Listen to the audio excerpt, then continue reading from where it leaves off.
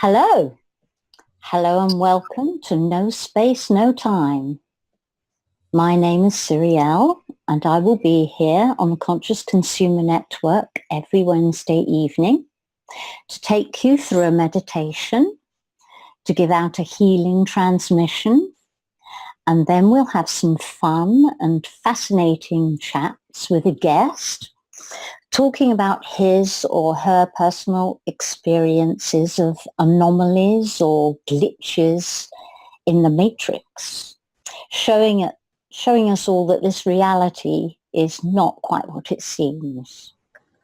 So we're talking here about portals, timelines, teleportation, bleed through from other realities, timelines or parallels, and more, including one that I don't have a name for, that I've personally experienced, in where the presenting reality did actually glitch.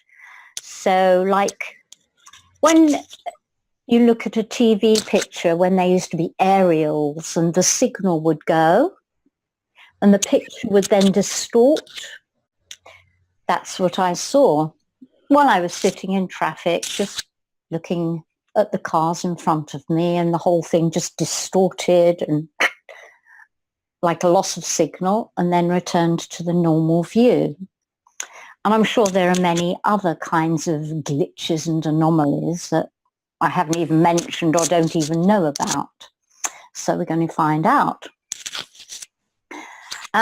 So here I'm also reaching out to you guys to please email in and share your own personal experiences, because I feel that there are probably quite a few of you who would like the opportunity to share and share in a safe space.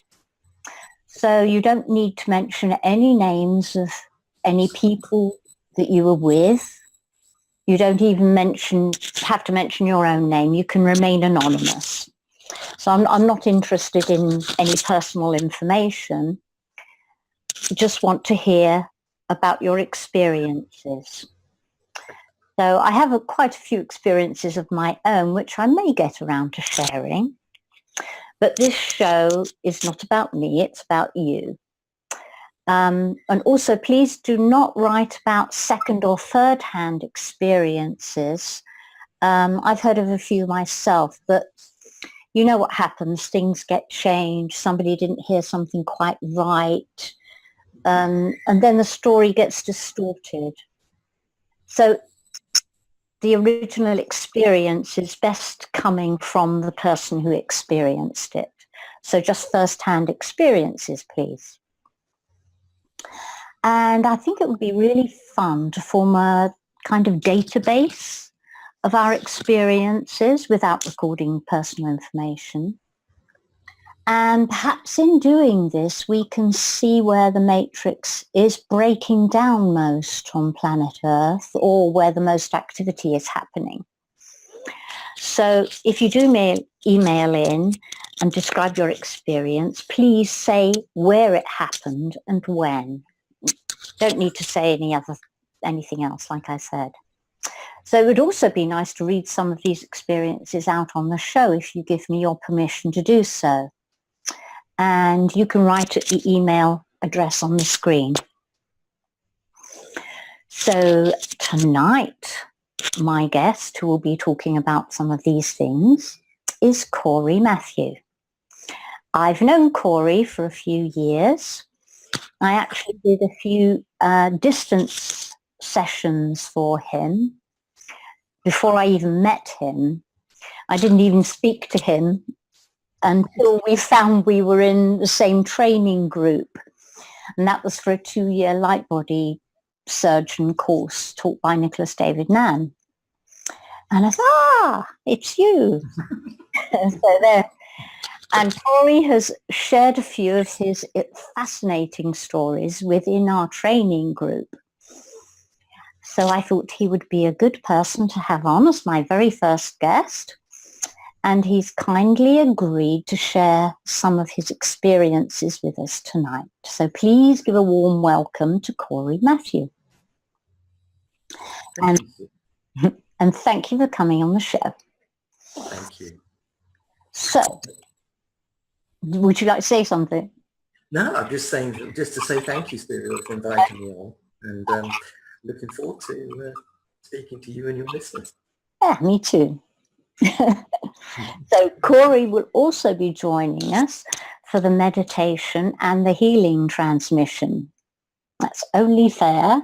Yeah. So I hope you enjoy that, Corey, and then we can chat.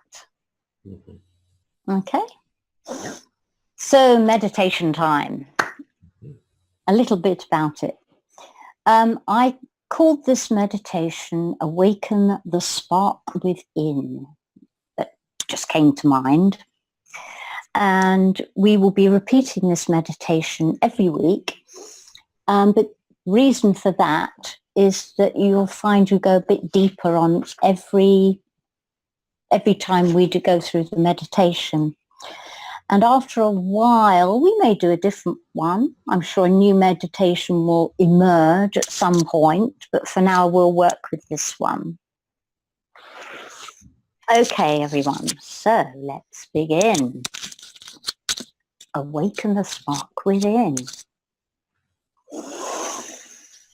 Okay, so get in a comfortable position. Relax. If possible, take off your shoes. Sit, lay down, whichever you can do.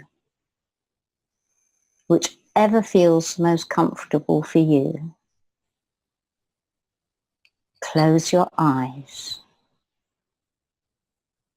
Clear your mind and be at peace. Now, focus on the point approximately 2 to 3 fingers width below your navel. Staying at the level of this point, shift your focus to right inside your body. Go right inside. You are now in your core. Breathe deeply, slowly and deeply. Breathe in the pure light of spirit and exhale this pure light into your core. Fill the space. Fill the space with this pure, loving light with every out-breath. Feel it spread out, revitalizing your core. Keep breathing, saturating your core with spirit.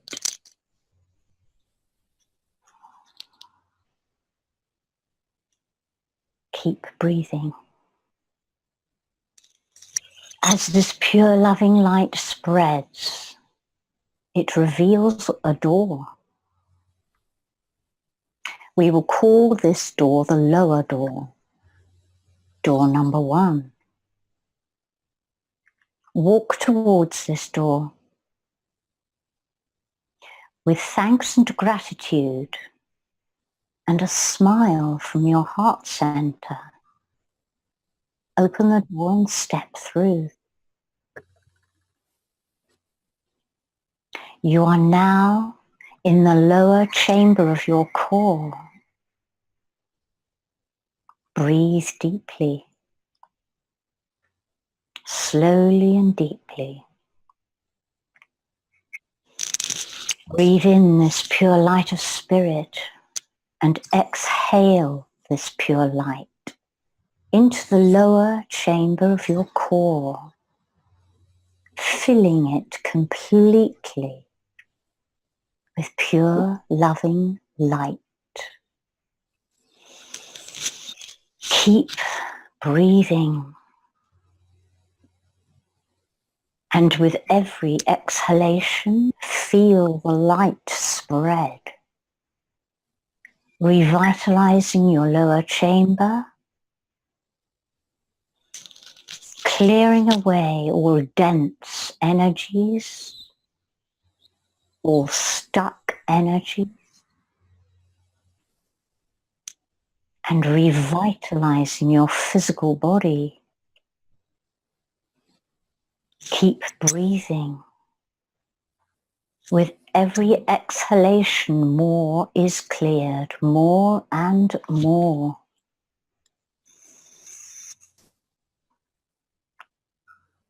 As this pure, loving light spreads, it reveals another door. We will call this door the middle door, door number 2. Walk towards this door with thanks and gratitude and a smile from your heart center. Open the door and step through. You are now in the middle chamber of your core, the chamber of the heart. Breathe deeply, slowly and deeply. Fill this chamber with love.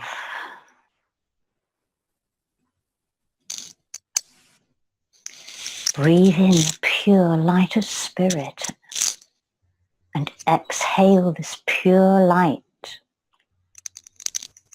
throughout the middle chamber of your core, filling it completely with pure, loving light. Keep breathing. And with every exhalation, feel the light spread, revitalizing your middle chamber, clearing away all stuck and dense energies and all energies that are not loving energies. Keep breathing.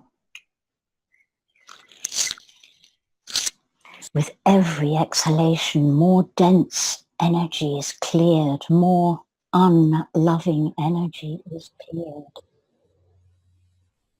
And continue until the only energy that can exist in this chamber is that of love.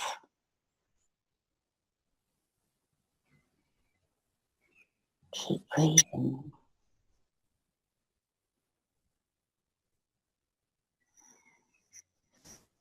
As love takes over, another door is revealed. We will call this door the upper door, door number 3. Walk towards this door and with thanks and gratitude and a smile from your heart center, which is now open. Open the door and step through. You are now in the upper chamber of your core. This is your core connection to spirit and the spiritual realms. Breathe deeply, slowly and deeply. Breathe in the pure light of spirit and exhale this pure light into the upper chamber of your core,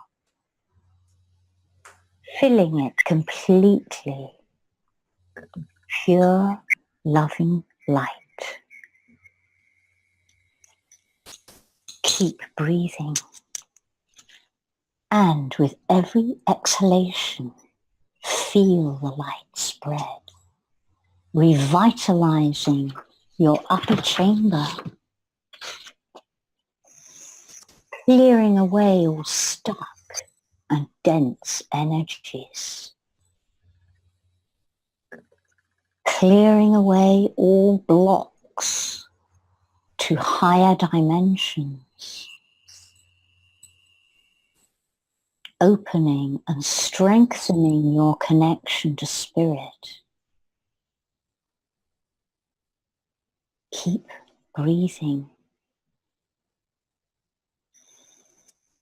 Feel this pure light spread until there is nothing else but pure loving light.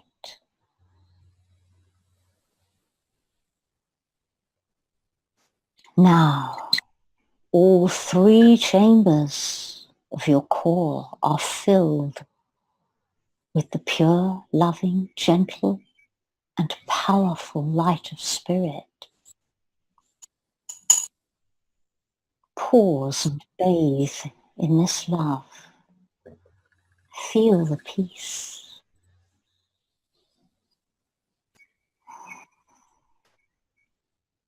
Now take an even deeper breath. And this time exhale strongly, expanding this pure loving light of spirit, exploding it further and further and further, dimension to dimension, further and further, until you experience a sudden stillness.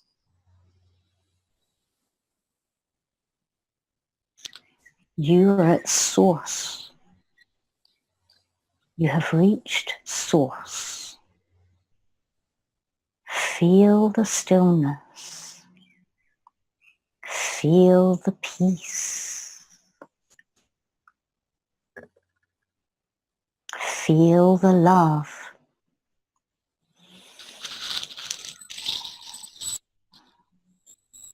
Bathe in this exquisite energy.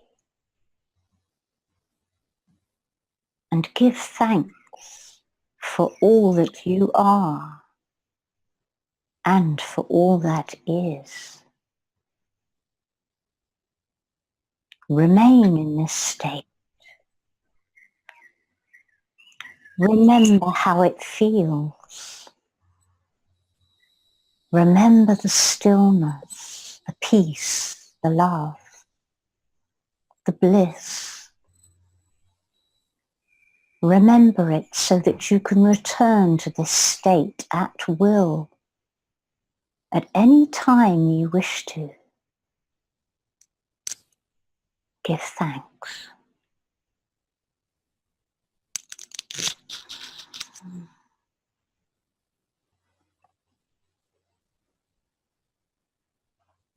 When you're ready, slowly open your eyes, returning to this reality whilst keeping this connection to source. Thank you.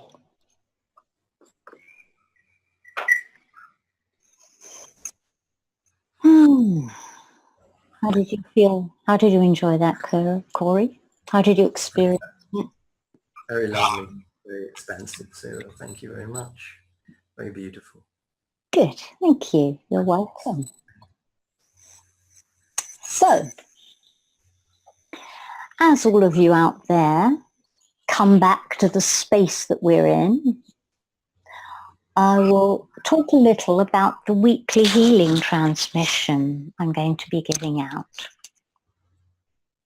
So the healing transmission will be different every week, although it may be a continuing of the same kind of subject. So at the moment, I want to focus on the solfeggio tones, the solfeggio frequencies. And these are the healing, awakening also, the healing and awakening frequencies of the ancient solfeggio music scale, which was banned in the West by the Catholic Church. they must have thought they were going to lose their power and control over their subjects. So these frequencies were used in the very early Gregorian chants until the change. So the early chants are more spiritually awakening and healing and powerful than the later ones, because the later chants use the current frequencies we use today for the middle C frequencies. So each week I will be giving a healing transmission on whatever focus channels through. So basically I've put the intention out there so that whatever is needed by you all is the healing that will be transmitted for that week. So I'm just going to go with the flow, run with it. Whatever all of you who will be watching the show need most, that's what the healing transmission is going to be. So I just have to see whatever comes up. So there's no plan, kind of. Okay, so this evening you're going to be receiving a transmission of the Solfeggio healing frequency 417 Hertz, which if you look up the Solfeggio frequency information, this is about undoing situations and facilitating change. And also you're going to be receiving transmission for the 528 Hertz frequency. And this one's about transformation, miracles, and DNA repair. So these are two very key frequencies which will help you transform whatever you want to transform, change, beneficial change, of course. And because DNA is so easily reprogrammed and programmed, the repairs, when your DNA is repaired, it changes your DNA and heals from that level. So, during the transmission, if you hear me mention the living matrix, what I'm actually speaking of is all of the connective tissue within the physical body. I'm not talking about the kind of matrix that we're going to be discussing in our so-called reality. This is all connective tissue. That includes cells, fascia, ligaments, tendons, blood, skin, whatever connects, holds you all together, basically. I will also pause from time to time to allow some things to shift. So there will be a few silent moments. But don't worry about that. I will still be here. Just remain still. Keep your eyes closed and just receive. So let's go. So once again, everyone please find a comfortable position. Close your eyes and relax. Take a deep breath and exhale slowly. Healing transmission team, please open and prepare a multidimensional space for a Solfeggio healing transmission. Thank you.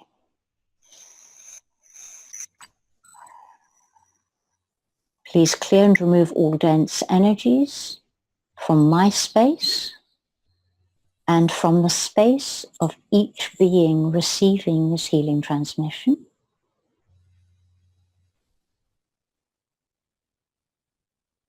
Thank you. I address the guides, masters, and teams of each being receiving this healing transmission. Please come online now. Please be on standby, ready to assist and support the being you are working with. Okay, thank you. Okay, all teams are ready to begin. Here we go. Please clear, align, and unblock all channels, pathways, and transduction points flowing into the fields of the being you are working with through all relevant systems, right down to the cellular level, the DNA, the RNA, and all nucleobases, in readiness to be open to receive, with love, the solfeggio frequency 417 Hertz ray.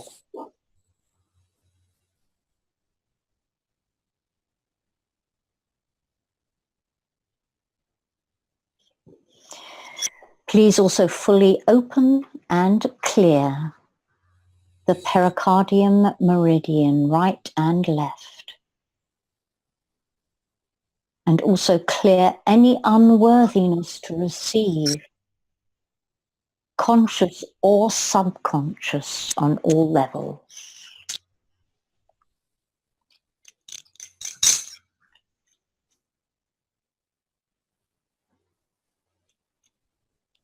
Thank you.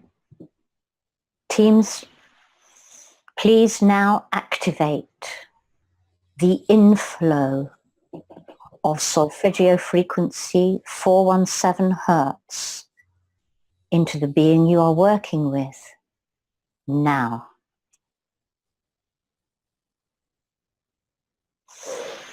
On all levels and layers, multidimensionally, throughout space and time, we command for each receiving being the cleansing and balancing of all traumatic experiences,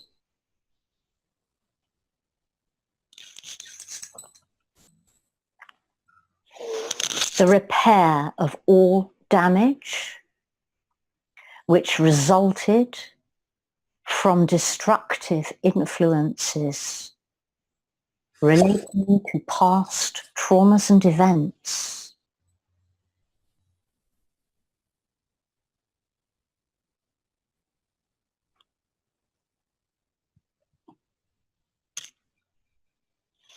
the activation of optimal cell function throughout the living matrix,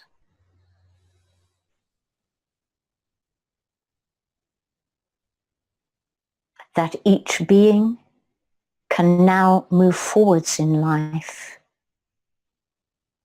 with love, grace and ease in their highest and best way.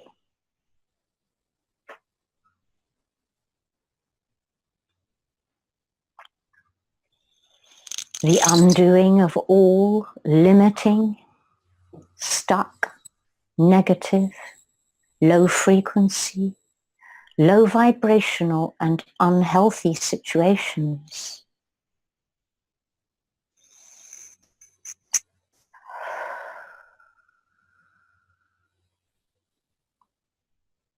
The facilitation of change with unconditional love on all levels, layers and dimensions.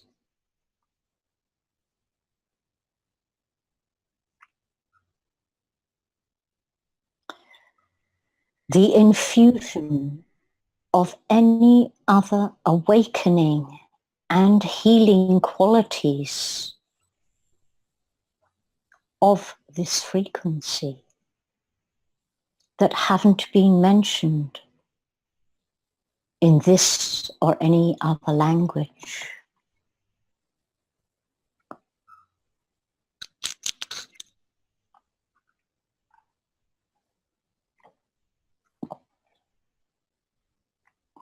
Teams, please now clear, align, and unblock all channels, pathways, and transduction points flowing into the fields of the being you are working with, through all relevant systems right down to the cellular level. DNA, RNA, and all nucleobases, in readiness to be open to receive with love the solfeggio frequency 528 Hertz, me.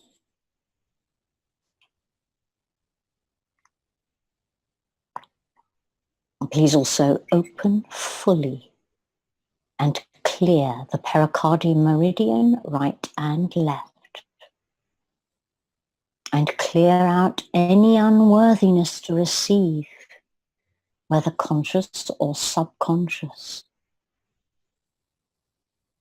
on all levels.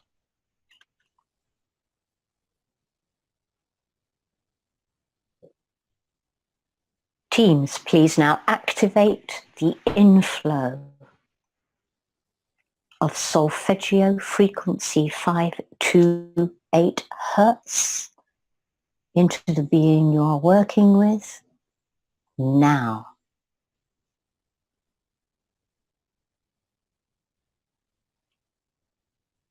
On all levels and layers, multidimensionally throughout space and time, we command for each receiving being increased life energy,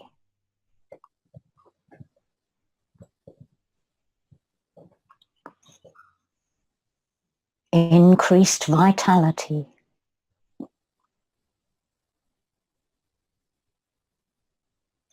clarity of mind,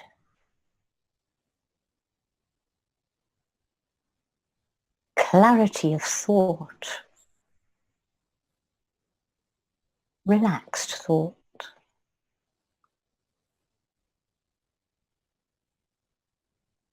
multidimensional awareness,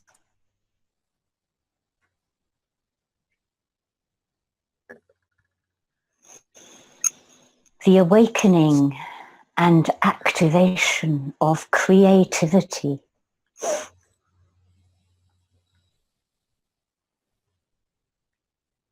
the opening to and activation of deep inner peace.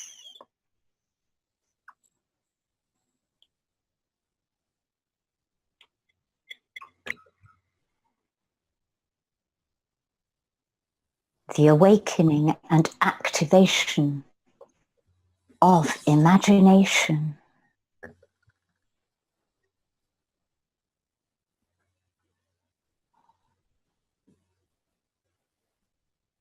the awakening and activation of intuition,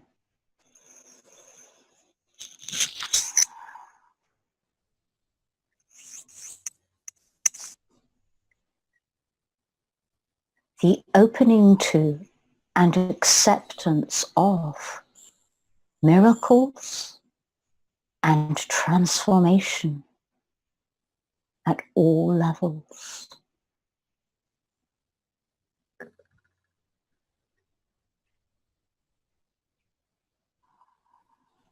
The repair and revitalization of all damaged DNA.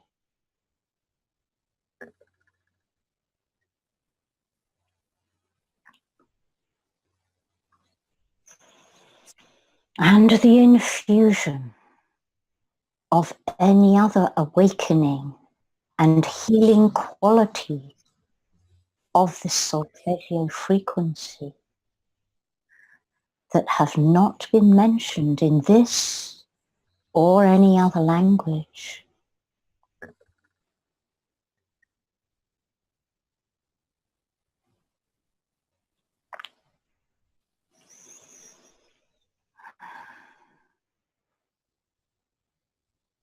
Teams and solfeggio masters, please repeat this transmission daily for as long as is necessary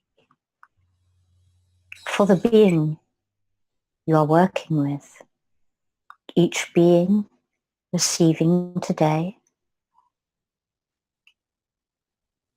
Repeat this transmission of solfeggio frequencies 417 Hertz and 528 Hertz, along with all their awakening and healing qualities for another 2 days, making a total of 3 days healing.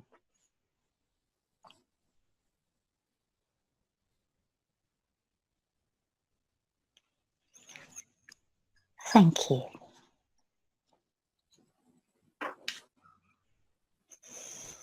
So when you are all ready, slowly open your eyes and come back into the space.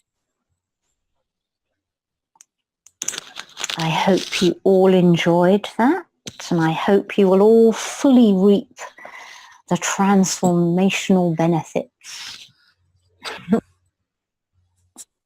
So thank you all for being a part of this and for the opportunity to work with you all. That was wonderful. Thank you.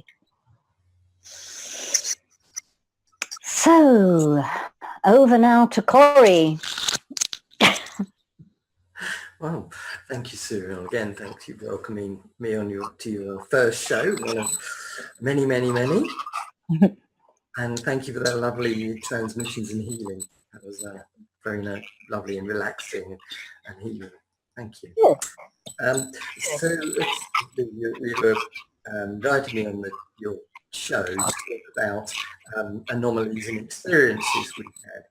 Yes. And they're a safe place to share these, because frankly they're not the sort of thing that I'd share normally with anyone, because these things can be along the lines of there's some weirdo or such a thing. Can you hear me fine, by the way? Just checking everything's, you can hear me fine? And so share these within our group on the light body surgery, because it's a safe space and people have had something within that group experiences as well, so they're not going to think I'm completely off my head. Okay. So me talking about these is to kick things off, so that people feel encouraged that they're not alone in their weirdness, to show what has actually happened. So the first one was about, I moved from the UK in last winter time, as my wife had a company transfer, and I came the accompanying spouse, the add-on, and we moved to the state capital of North Carolina, which is Raleigh, and I'm there now. But we moved right to the centre of Raleigh, and that place itself was I found a little bit freaky anyway. It's a state capital, and consequently the Parliament buildings. It's very small, the centre, and it is, and with these big banks, some of them there, and it is very lizard-like. That's how I would put it, okay, in the layout and everything.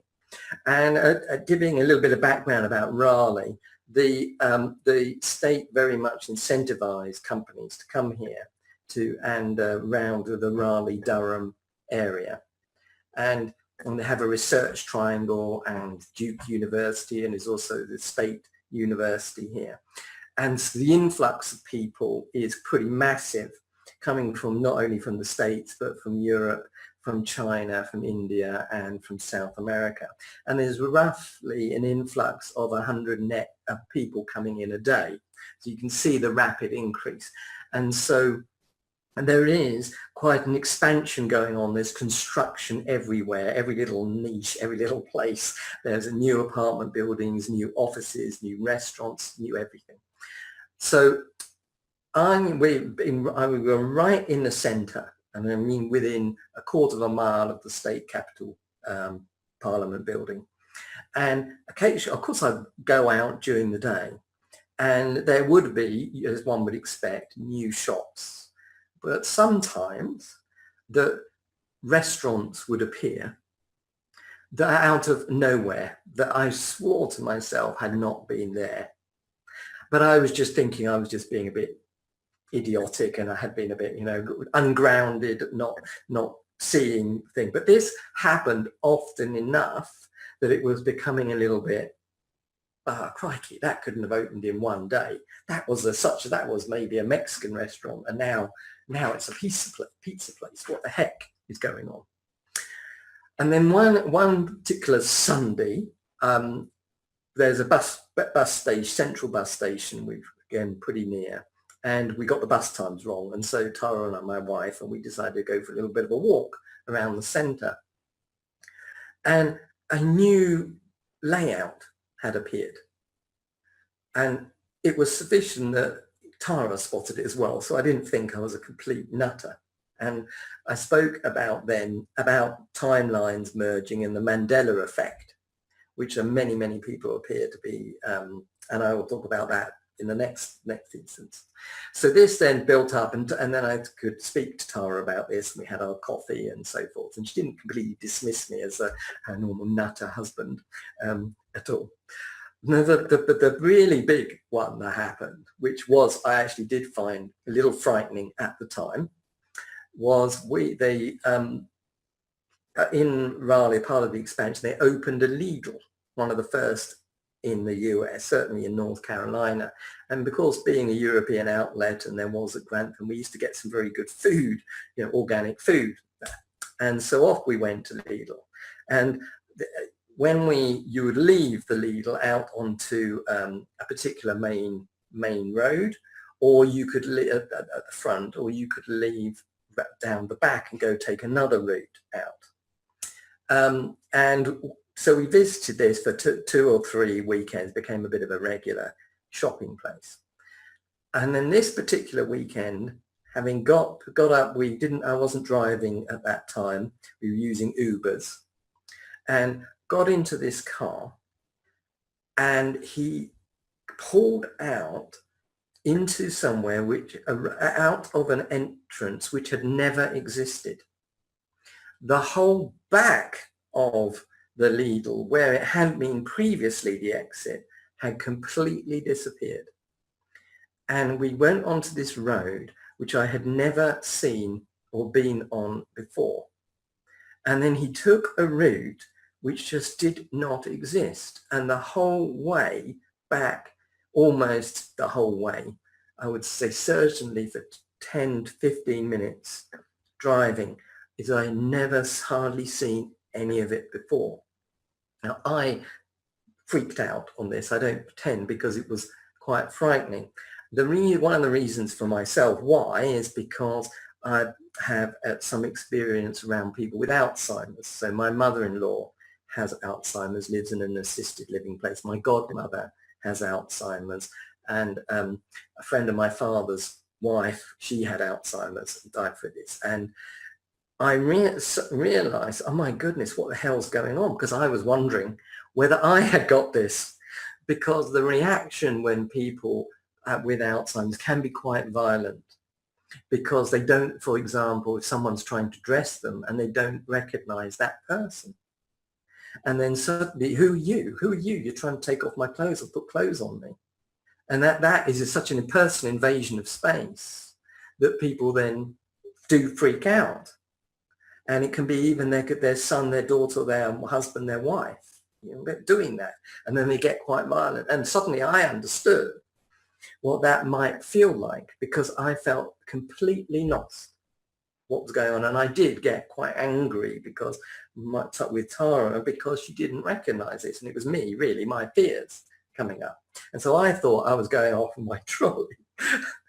And unfortunately, the next day, I had a session booked with Nicholas David Land, who've already mentioned, and Nicholas kind of calmed me down a little bit, because he said, no, don't worry, these things are happening. They're not just happening to you. So I don't know whether it was emerging timelines or what was going on, but it stayed the same layout as had that on that journey for the next 2 or 3 weeks. But then following that, the old layout returned, because we went out the back rather than to the side as it had been on that experience, went round the back, and the route that had gone completely reappeared, and we went along that route. And what was also interesting is Tara didn't notice the difference at all, because I had merged on, it appears to me, the closest explanation that I've got in myself is because, frankly, and it is that Tara was a different individual for those 2 or 3 weeks than what I'd been used to for the previous 20 years. Because obviously she's very, very close to the person, you notice those differences, yeah? And I noticed that. So that freaked me out, but it all kind of settled down. So do you think it could have been, you think it was a timeline thing, or do you think it was a bleed through of another reality, or that you just, a bleed through of another reality, or whether you just switch realities for a... Honestly, I don't know. It could be any of those. It could be any of those. Or I do know it is that it happened. It became so obvious. I settled down within 2 or 3 days, because it did actually quite, because especially when there were things and Tara has gone back. So I don't know whether it was a temporary switch into a timeline, whether it was the timelines were merging, because clearly I've been experiencing some things which I now know from looking at videos, say on YouTube, that other people have experiences, like buildings not being there before, restaurants that were never there have suddenly appeared or have changed. And Tara and I did experience together that very relatively small area change that settled into what it was, because we're not talking, it was an area we had got used to, because it was within easily half a mile of where we were living. So it was somewhere we had been walking into before. So clearly there is something that is going on, because enough people are experiencing it. That I don't know. I really don't. Whether I flipped a timeline, or the timeline joined, or another bleed, I don't know. But there wasn't as if that there were, for example, 2 or 3 Taras walking around. It was essentially the same lovely person but I had always been, but there was some subtle differences. And I thought that I was going to, over a 2 or 3 week period, over that time when the Lidl area for myself had changed, which I hadn't changed for her, that I was going to have to get used to living with a different person. Yeah. But it all came back to what it had been previously, when the exit that had been, say, at Lidl reappeared. So that was the most direct experience that had happened. In terms of a couple of others, then the more likely the Mandela effect, because I'm very happy to talk, but it's speculation. And I'm very interested to hear what your opinion is on any of these, of course. The Mandela effect, where you believe somebody has died or hasn't died. And this was on a show called Grey's Anatomy. I'm not a fan, I don't watch very much television at all. It got announced, I do look at the news occasionally, and it was announced that a particular actor rather, on Grey's Anatomy, which Tara and I had been following a few years before, who played a character, Richard Webber, his name is James Pickens Jr., had died. And in the show, I therefore watched a couple of the shows to see what they were going to do, whatever, with this. And he appeared on this show as almost like a ghostly, not quite a ghost that was appearing to various characters, in particular a character called Dr. Bailey, who he had been pretty close to within the show. Come to the show now and picked up on it again, just to, I don't, for whatever reasons, obviously for being shown this, I don't know. But he's alive and kicking. So this James Pickens Jr. is very much alive, and he's still a fairly central character within that show. So that was my own obvious thing, because at the time I distinctly remember pointing this out to Tara. Oh, this guy Jane, it's a shame, kind of thing. He's passed on. Yeah. So that was my own Mandela one. And the other one I wish to share, because these are direct experiences rather than not speaking directly about other people, is something that happened to me a while back, but then did creep in a few months ago. Was when I was starting my own journey towards much greater truth, I think that's a good way of putting it is, I think like many people, one has a kind of David Icke rite of passage, as I call it. You get that something's really wrong, and then for some reason his books would have come into your life and his videos. And I was quite heavily into reading what he got to say and also looking at his videos. And one day he talked about, came across quite cross on a video, and basically was saying, powers that be interfering with me, I know what your game is, I know this, whatever.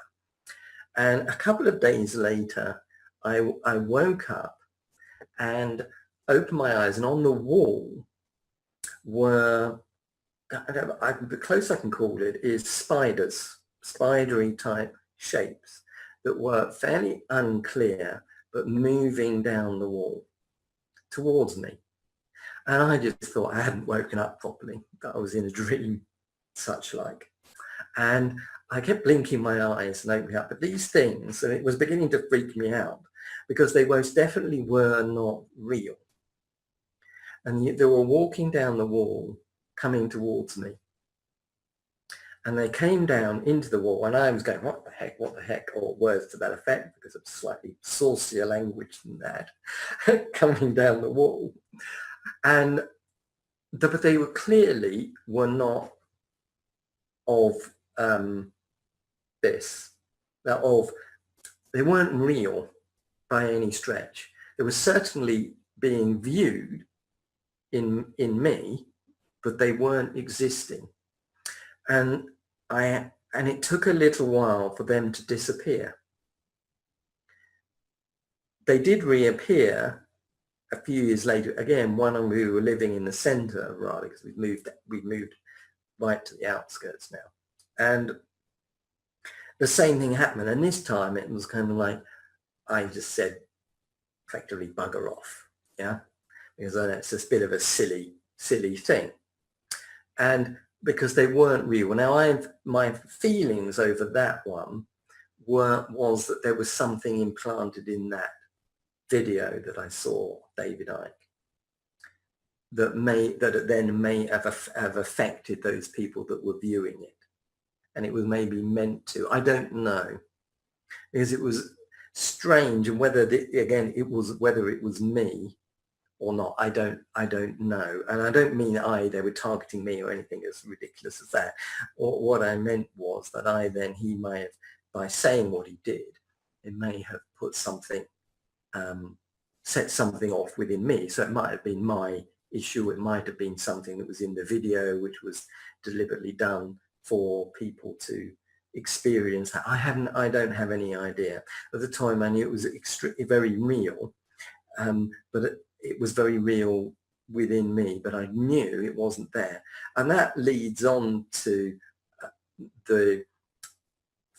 I do know two people who I certainly have no doubt are authentic in what they're saying, and they spoke about their experiences with the CIA Bluebeam technology and how this can and is being used to implant holographic realities within individuals, and particularly to do with alien abduction events. And they're so incredibly real and powerful, and that people are believing that they are having alien abductions.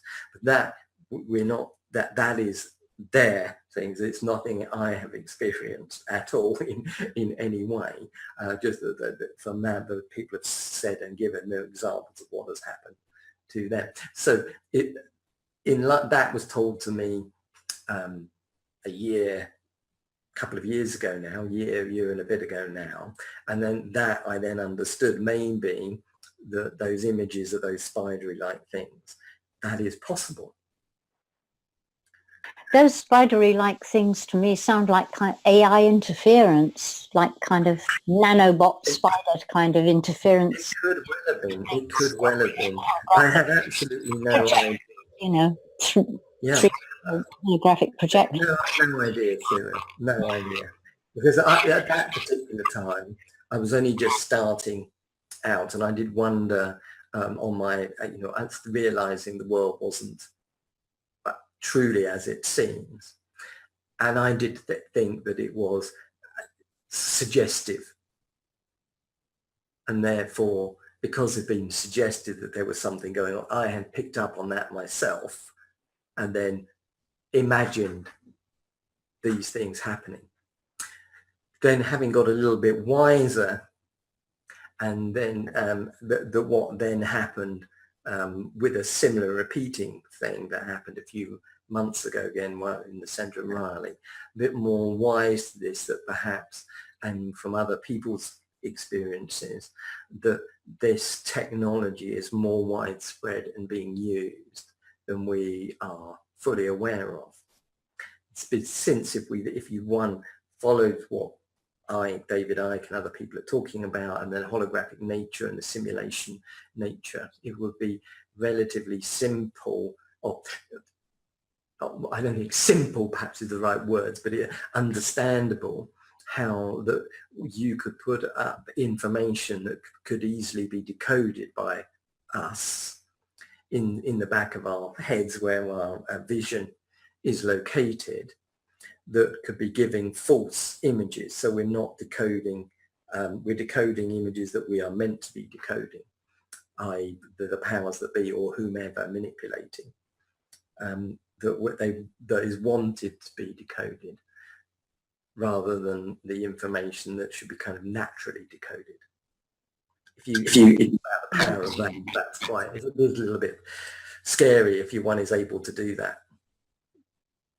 Definitely. And I'm wondering if it has anything to do with some of the experiences I've had of things disappearing and then reappearing sometimes months later in a weird place that they shouldn't be.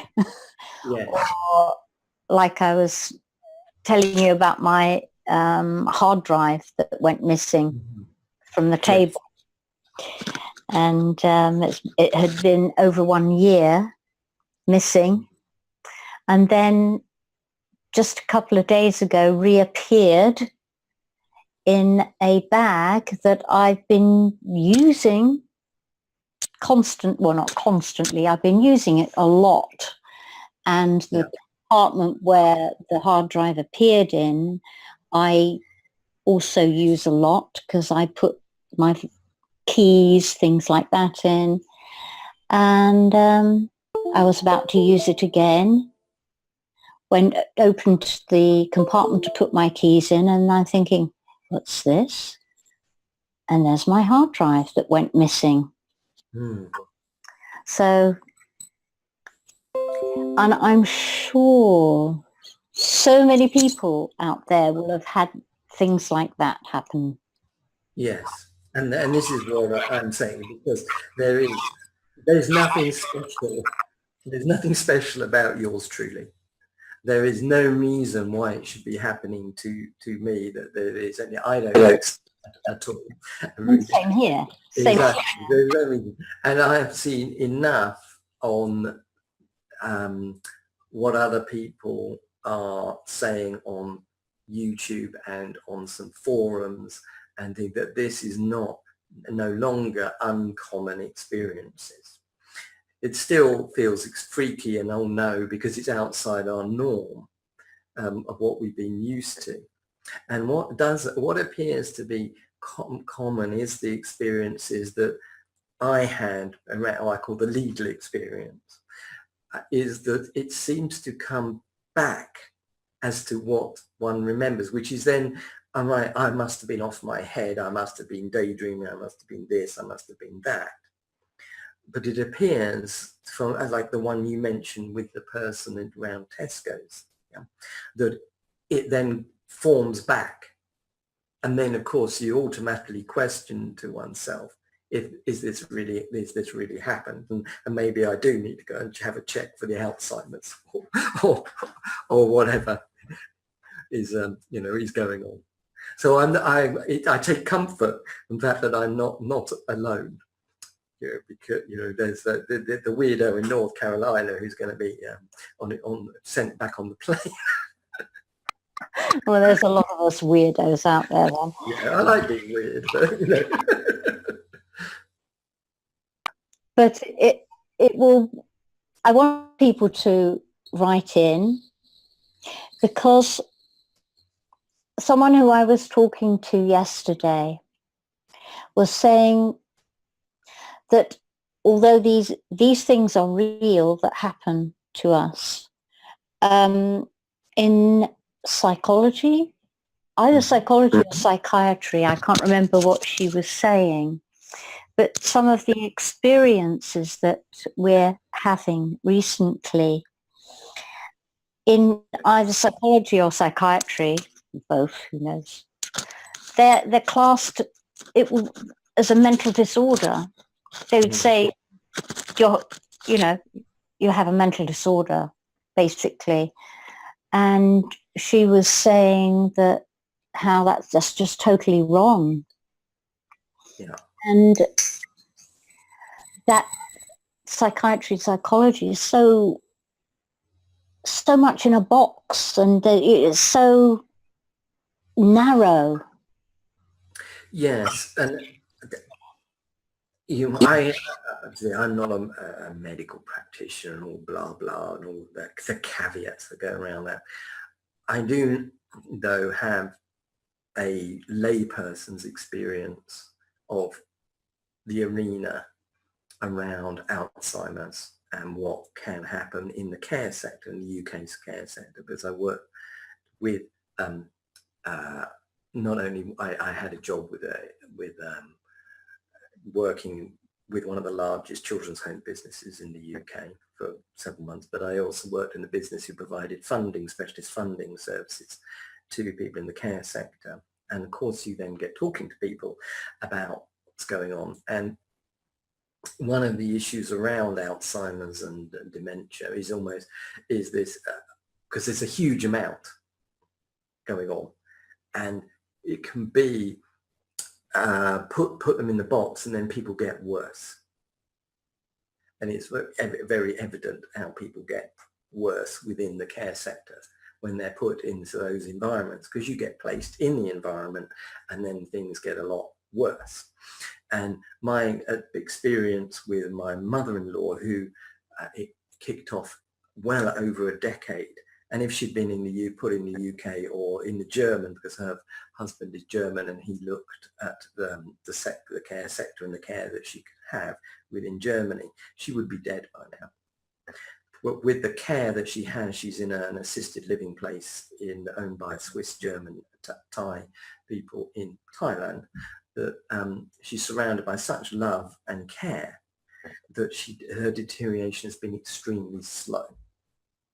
So you can be very easily labelled and various things. And that's why I'm saying that to start with. It's a bit freaky. I don't want to share these things, and it freaked me out because that was my automatic spot was, oh my goodness, oh no, please don't suggest, I'm not that that I'm getting early onset Alzheimer's or something, because the reaction that I had to what was going on was someone who had got lost themselves, the reaction I had towards my wife. So it's kind of reassurance, but because of knowing the signs, I wasn't having memory losses or any of that kind of thing that go on, short-term memory losses, not like my keys, not finding myself in the middle of nowhere, not knowing how the heck I got there, blah, blah, blah, blah, all of those things.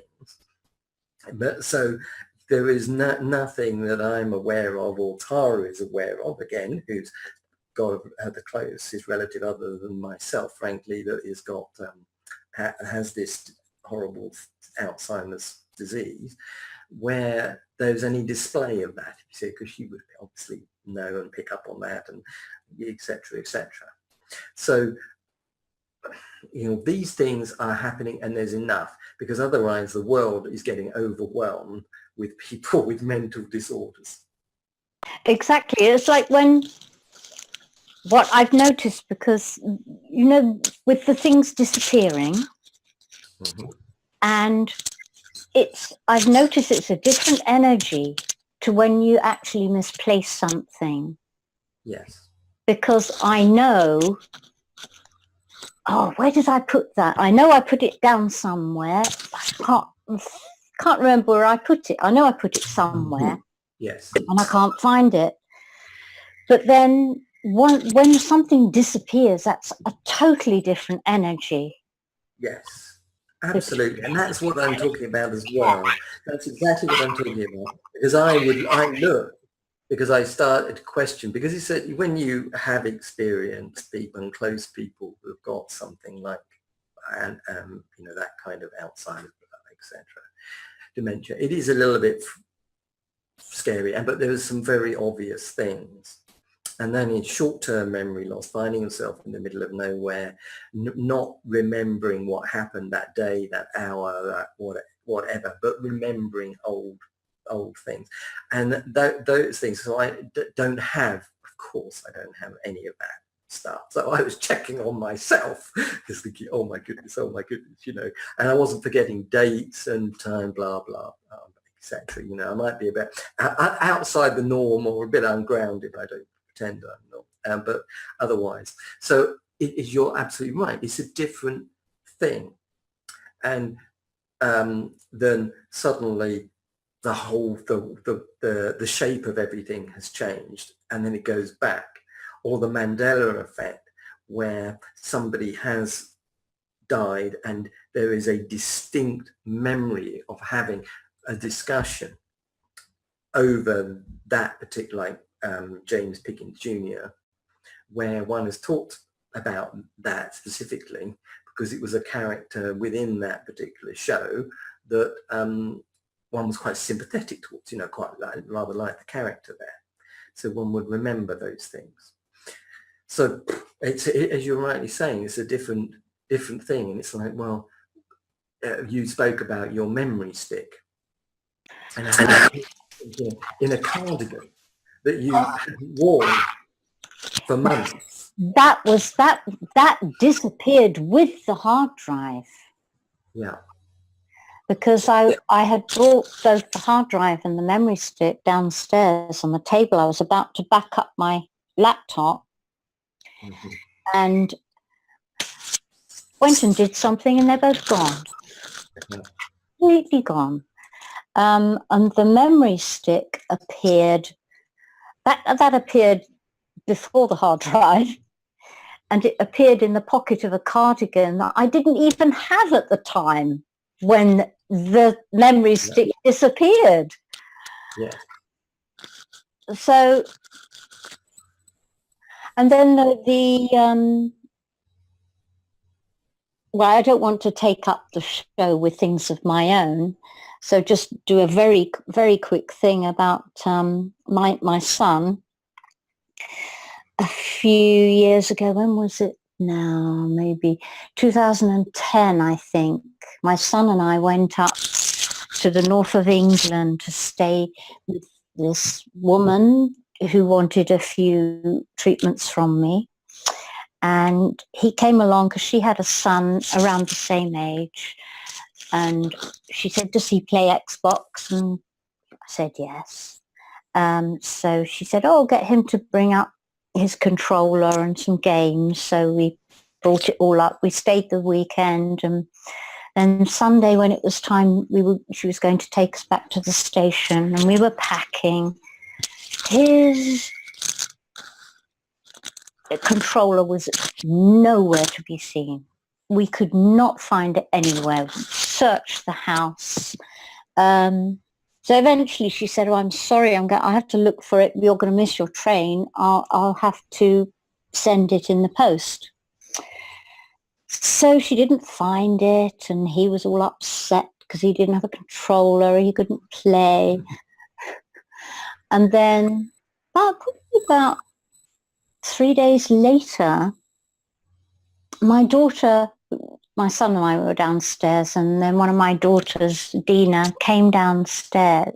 She'd just come in and gone into her room, then came downstairs, and she said, why is this controller on my pillow? So his controller had come from where was it?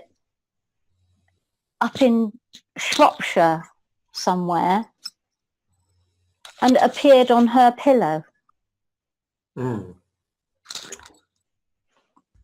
How the heck did that happen? Exactly. And she had been sleeping in the room since we got back. So that will be an interesting thing to hear from people as well. What those experiences are. Because everybody has to make their own minds up, and I don't worry. I don't care if anybody, and nor do you, clearly, what anybody thinks, because I don't. I was worried about what I thought about myself, frankly, because of personal, as I mentioned, personal experiences around other people, and so oh my goodness, So when my trolley had well and truly got lost, but now because I know it's not that, and I've seen and heard enough from people like yourself who I know well and aren't bullshitting. There's not a bullshit to me. My bullshit detector is not going off, and it's the same with the Bluebeam thing, because the people were so. One of those things is the shock, is the genuine shock that happens, where it is so freaky that the people, you can see that when they're recounting a story, that it isn't this kind of, look at me, aren't I so frigging wonderful? It's a like, oh my God, I can't believe this happened. I can't, it's like, oh, will you believe me? Please believe me, kind of thing. Yeah, because you don't want to be wrapped up in the psychologist's, whatever it is, box and shifted into my padded cell. Thank you very much. So there is those energies around it, and there is enough. It's clearly enough from what other people's and the videos are. There's not people who aren't connected and aren't trying to show off and be special, around it. And so I don't feel special about it, and it's settled down. So, and that experience took place several months ago. I'm talking probably December, January time. And I have not experienced anything since then. So it may as well have, settled down. Because one of the things you were asking about for the sharing was whether there may be, I suppose, hotspots and so forth. Where these things are going on. And in my experiences recently, hasn't been anything around. I certainly haven't experienced anything since then. But I think, well, your son, I'm sure, was pleased to find his copy. Oh my God, yes, it was so tense. Yes. Tense. Oh, yeah. Yeah. It was me thinking, oh my God, I'm going to have to buy him another controller. Yes. It's miles and miles later, how the heck did it possibly get there? Exactly. But luckily the woman whose house we'd been to, she's very open. Yeah. And she just said, oh, wow, that's fantastic. So Yeah. she just, it's just a normal thing, So yes. Yes. Oh, well. Ho hum. Yeah. Which in a way it kind of is, or did we manifest it back? Yes. That's a possibility. Because the question is, what is the new norm? And one can speculate forever as to why this is possibly happening, whether people talk about the ascension process or the end of the game even, or manipulation going on, and so forth. And, I'm not a fan of any forms of manipulation, because one person in particular, when they heard of the experiences that I had and realizing that I wasn't bullshitting on this, did speak about wanting to go, oh well, wonder if I can manipulate timelines. And I think that doing that, if that is possible, may well be a dangerous game. Because if you are, you never know what you're going to get. I would prefer, rather than try and do that, I'd rather be a witness than actually try and participate, because it's all well and good, the story of the Sorcerer's Apprentice, you never know what the unintended consequences of any of that, any forms of manipulation. And just no. Oh, it's like kind of Star Trek, isn't it? Going against the Prime Directive. Yes. In a way. Yeah. To me, having a witness and the experiences is enough. Thank you very much. Yeah. Trying to manipulate those things, trying to make things happen. Because personally, my own experience is when I've tried to be a clever dick, basically with anything, it's always kind of backfired. So I'm old enough and ugly enough now not to try and dip my fingers in any of that. No, thank you very much. Yeah, I've had that. Yeah. I've had that. It's like, oh yeah, well that showed me, didn't it? Yes, it did. Yeah. They get a good spanking, and you never know, what it is. So I'm not, and there was no manipulation coming out. Why would one want to manipulate a timeline and round Legal and you journey back? For goodness sake.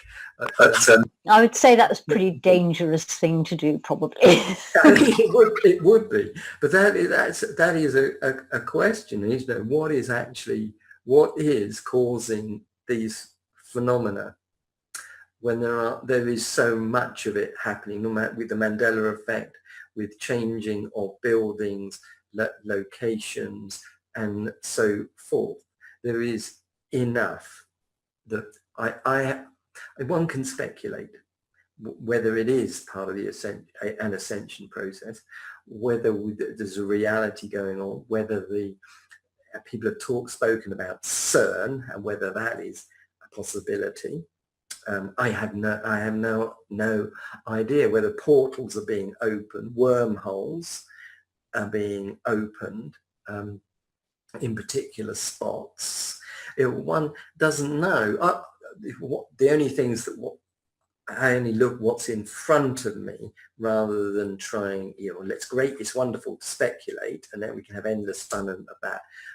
But there are clearly sites, and people are well aware, going down to Raleigh, the layout of Raleigh, and how the buildings and the corporations and the banks that are there and the centre have clearly been laid out and that's why I call it Reptileville, because how it's been laid out.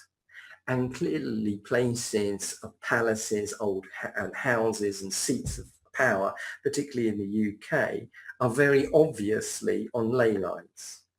And on between, there are lots of, in the UK in particular, there's lots of mounds where as Druid sites, whatever they were. And I lived prior to moving to North Carolina, we lived near Grantham, and there's a place called Belton House. Where is Grantham actually? It's South Lincolnshire. It's on fairly near the bordering with Nottinghamshire and Rutland and Leicestershire. And there's a house there, National Trust property, called Belton House. It was actually they used that as part of, there was a television show called Pride and Prejudice, big successful, and some other lady, Catherine de Bourgh, I think was the character who was occupying that particular property. And it's where Margaret Thatcher's mother worked as a cleaner and such like. And if you look, you just have to walk around the edges of it, and you can almost see where they've constructed it being on ley lines, because there are a number of clearly man-made mounds there, and with circles of trees that are still there. And the layout of the garden, we went to see one day with some friends into the garden, and it quite shocked me because it was one particular garden was so obviously a layout of the chakra system. And you could see it. It was so obvious that the way that it had been put, and with the pineal gland pineapple, so-called pineapple shape, etc. It was like freaky. So clearly the powers that be knew exactly what they were doing when they were laying out these houses. So we are well aware there are energy spots. Of course, there are energy spots where things are done.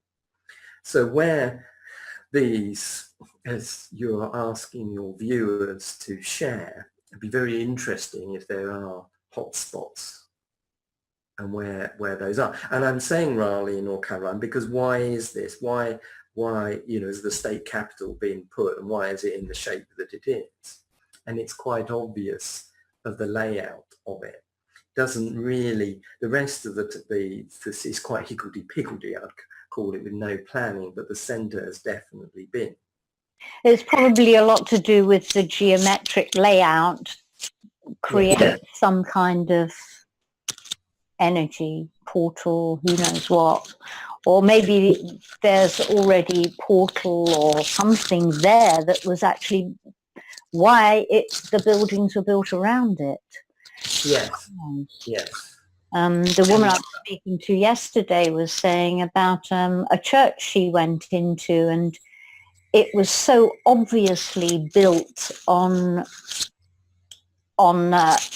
ley lines and on an old Druid temple. She said it was so obvious. Yes. So it will be very interesting to see what kind of experiences, not only what kind of experiences, but because I'm sure that there are experiences that, as I said in the beginning of the program, that we haven't even mentioned yet. Exactly. That we think, somebody's going to say, and we're going to go, well, wow, didn't know that could happen. No, exactly. You didn't know any idea what could happen. I feel that my experiences are relatively tame. Mm. That Mm. you do. I don't think that they're massively special, because it's having, if that's the right word, even special, it's particularly fantastic, because there is a amount that appears to have happened to other people. Yeah, well, I think the biggest one. They're kind of like mainstream, and Yeah, that's what I think it's mainstream experience is now, passing over to the point where there is so much of these things that are happening that, oh yeah, just another one of the same thing. Mm. Yeah. So there's nothing. It's not. I haven't been suddenly gone off into some other dimension, and whatever. I don't, any of this. I haven't been suddenly found myself in the middle of Africa or whatever, on another planet. I'm not, nowhere near anything like that. Well, I think the biggest one that happened to me was just suddenly, randomly teleporting 15 kilometers. Yes. Yeah. In a car. Yes. So I think that was the biggest one that happened to me. But would you want to speak about that one a bit more and share that one, because that's well, okay, driving in Austria, going from one park to another, missed the turning, and so had to go a different way, because there's this great big mountain there, there's you drive this way or you go that way, and you can't really turn around and go back. It's a bit difficult. So missed the turning. That was great. So go on further and then round and think, oh, maybe eventually it'll come out where it's supposed to be going, but it's like a long way round. You can't really cut through the mountain.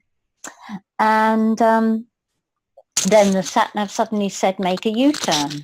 So, okay, fine. So go back on the same road, but in the opposite direction. And, thinking, oh, great, just going to come back to the road that was missed. And, it's like you're thinking, oh, what a waste of time, So just coming back, probably by then about 5 minutes away from the turning that was missed. And then suddenly, in a completely different place, going through the town, a town about 15 kilometers over the mountain. There's no flash, no kind of glitch. It was all like you'd be sitting here looking at that, and then you're sitting here looking at something completely different. So from going in that direction, then you're going in the other direction in the way that you wanted to go to start with. And I wasn't the only one in the car, so you can't say, oh, you're crazy. Yes. Never happened. So, because I wasn't the only one in the car. Okay. Yeah. So it's like, oh, okay, fine. And as I said, it was just smooth. There was no flash, nothing. You just suddenly were there. And I said, oh, okay, cool. So that was the biggest one that happened to me. Well, that is a pretty massive one, and there is a comfort in being with somebody else who's with you and experiencing exactly the same thing. Yeah, because then you've got a witness, and you can't have anyone saying to you, "You're mad," and get the men to take you away. Exactly, because that was part of the legal experience. Because one reason why it was a little scary was because I was with Tara, and she was not experiencing it, and therefore, and that's why I was getting a bit. One of my react was the anger towards her, because it was as if I'm the freak. I'm out of this, and whatever. because if somebody else isn't experiencing it, you think, well, am I, that the trolley has been gone, the sandwich has left the picnic. Yeah, gone.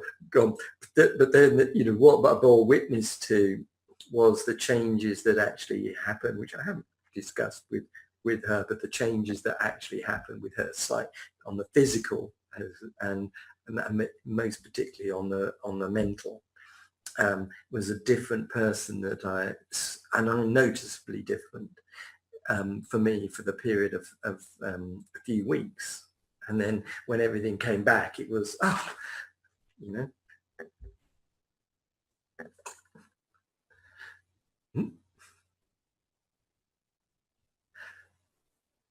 Okay, so I think we'll wrap it up there. Okay. I think we'll wrap it up there. And just to remind people now to please do email in with all your experiences. And hopefully we'll have some that I can actually read out in the next show. And I will find another guest next week. I have one person in mind and I need to phone her and see if she will be available and if she will want to be on the show. I think she will. We'll see. Join the Nutters game. Yeah, the Nutters game. Okay. So I'll be back next Wednesday with another guest. And thank you all for joining me in No Space, No Time. And I hope you'll all be joining me next week for more meditation, more healing transmission, and some interesting conversation. Okay, thank you all. Good night.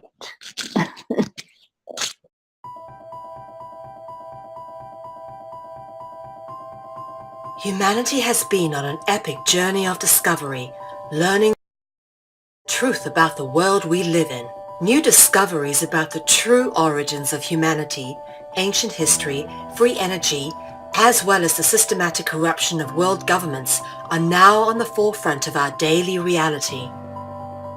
Is the world headed towards destruction based on control and power?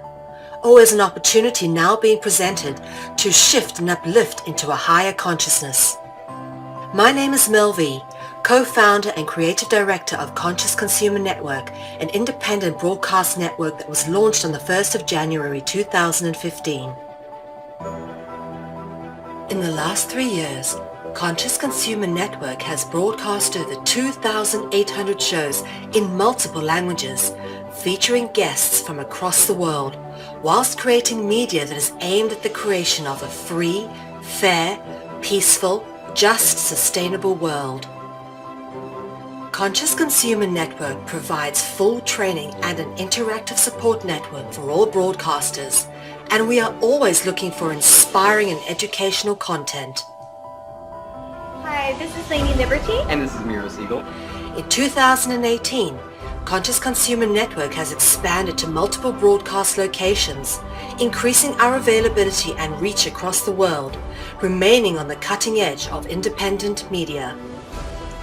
If we wish to create a better world, we must first create better media, geared towards real education instead of indoctrination. You guys really are what changing the world is going to be about. It's educating kids at a grassroots level.